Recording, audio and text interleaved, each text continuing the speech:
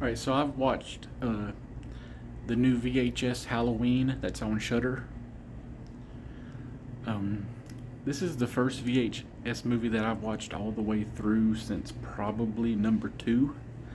I've seen bits and pieces of all the rest, but when I saw one was strictly for Halloween, I definitely had to give that one a shot. Um,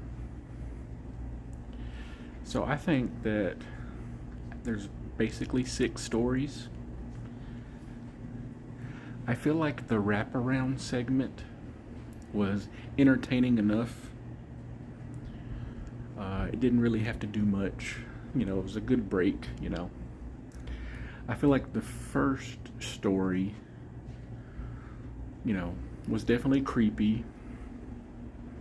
Not my favorite. Got a little silly there at some parts. I'm trying to do this without spoilers, so I'm not really going to say anything.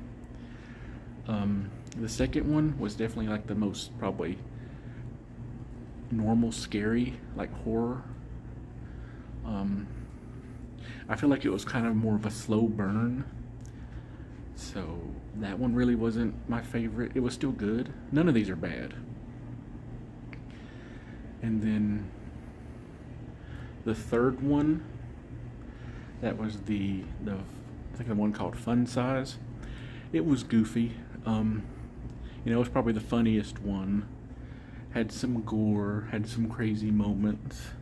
It got to be a little bit too much there at some parts, and I feel like a lot of the people were unrealistic in it, like with their reactions, but still a fun time. Now the fourth one, the one called Kid Print, that one's probably going to stick with me probably for the rest of my life. I'm